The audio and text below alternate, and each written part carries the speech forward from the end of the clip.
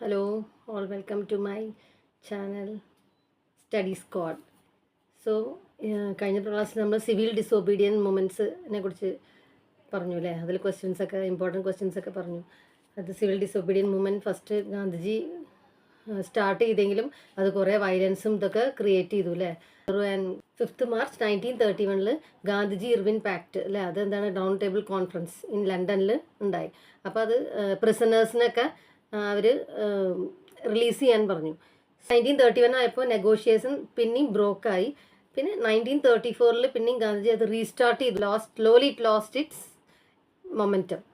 അപ്പോൾ ഇപ്പോൾ ഇന്ന് 2 ക്വസ്റ്റ്യൻ ആയിട്ടാണ് ഞാൻ സ്റ്റാർട്ട് ചെയ്യുന്നത്. Why did social groups join in the movement? What did Swaraj mean to them? അല്ല, ഈ മൂവ്മെൻറ്റിൽ, ഈ സിവിൽ ഡിസോബീഡിയൻ മൂവ്മെൻറ്റിൽ ഒരുപാട് പേര് പാർട്ടിസിപ്പേറ്റ് ചെയ്തു. അപ്പോൾ ബ്രിട്ടീഷ് ഓഫീഷ്യൽസിൻ്റെ അവരുടെ റൂളിൽ നിന്ന് അവസാനിപ്പിക്കാൻ വേണ്ടി ഒരുപാട് അതിൽ ഡിഫറെൻറ്റ് സോഷ്യൽ ഗ്രൂപ്പ്സ് ഉണ്ടായിരുന്നു. അവരെന്തുകൊണ്ട് പാർട്ടിസിപ്പേറ്റ് ചെയ്തു, അവർക്ക് ഓരോരുത്തർക്ക് സ്വരാജ് എന്ന് പറഞ്ഞാൽ അതിൻ്റെ മീനിങ് എന്തായിരുന്നു. അപ്പോൾ ഫസ്റ്റ് കൺട്രി സൈഡിൽ റിച്ച് പെസൻസ് ആയിരുന്നു കൺട്രി സൈഡിൽ. അതിൽ മെയിനായിട്ട് വരുന്നത് Patidars of Gujarat and Jats of UP. ഇവരൊക്കെ റിച്ച് പെസൻസ് ആയിരുന്നു. അവർക്ക് പാറ്റീദാർസും ജാറ്റ്സിനൊക്കെ ഈ സിവിൽ ഡിസോബീഡിയൻ മൂവ്മെന്റ് എന്ന് പറഞ്ഞത് അവർക്കൊരു സ്ട്രഗിളായിരുന്നു. എന്തിനാണ് ഈ ഗവൺമെന്റിന്റെ ഹൈ റവന്യൂ കുറയ്ക്കാൻ വേണ്ടിയിട്ട്, അതിന് രക്ഷപ്പെടാൻ. അത് ഒരുപാട് ഹൈ ആയിട്ട്, എന്താ വെച്ചാൽ അവർ കമേഴ്ഷ്യൽ ക്രോപ്സും ഇതൊക്കെയാണ് അവർ കൾട്ടിവേറ്റ് ചെയ്യുന്നത്. അപ്പോൾ എന്തുണ്ടായി, അവർ റവന്യൂ കൂട്ടിയപ്പോൾ ഫാളിംഗ് പ്രൈസ് ഉണ്ടായി അല്ലേ, falling price of their commodities.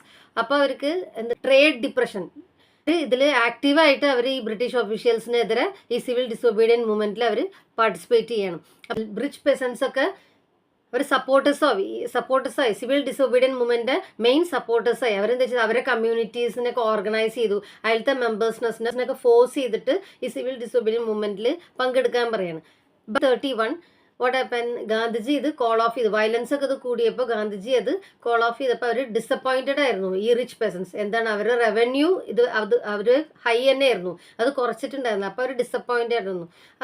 അപ്പോൾ ലാസ്റ്റ് ഗാന്ധിജി പിന്നെ 1932 ഇത് പിന്നെ റീസ്റ്റാർട്ട് ചെയ്തപ്പോൾ ഇവരൊക്കെ അതിൽ പാർട്ടിസിപ്പേറ്റ് ചെയ്യാൻ അവർക്കൊക്കെ ഒരു ബുദ്ധിമുട്ടുണ്ടായിരുന്നു. നെക്സ്റ്റ് ഈസ് പുവർ പെസൻസ് എന്ന് പറഞ്ഞാൽ എന്താണ്? പുവർ പെസൻസ് പറഞ്ഞാൽ അവർക്ക് പിന്നെ ഈ ഹൈ റവന്യൂ കൂട്ടി ടാക്സ് അടയ്ക്കണം, അങ്ങനെയുള്ള ഒരു പ്രശ്നമില്ല. അവരെന്താണ്, ലാൻഡ് ലോഡ്സിന്റെ കീഴിൽ റെന്റിന് അവർ ലാൻഡ് എടുത്തിട്ട് കൾട്ടിവേറ്റ് ചെയ്യുന്നവരാണ്. അപ്പോൾ അവർക്ക് എന്താണ്, ഈ ലാൻഡിന്റെ റെന്റ് കൊടുക്കാൻ ഭയങ്കര ബുദ്ധിമുട്ടാണ്.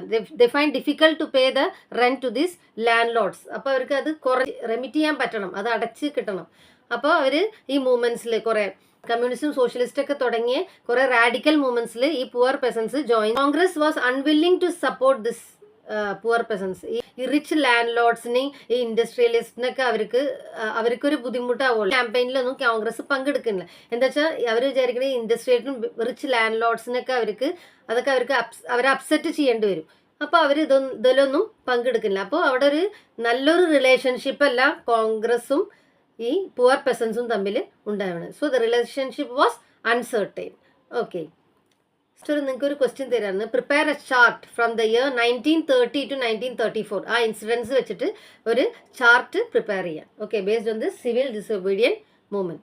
ഓക്കെ, അപ്പോൾ എല്ലാവർക്കും മനസ്സിലായി എന്ന് വിചാരിക്കുന്നു. അപ്പോൾ next class events from 1930 to 1934 എല്ലാവർക്കും മനസ്സിലായി എന്ന് വിചാരിക്കുന്നു. അപ്പോൾ see you in the next class. By.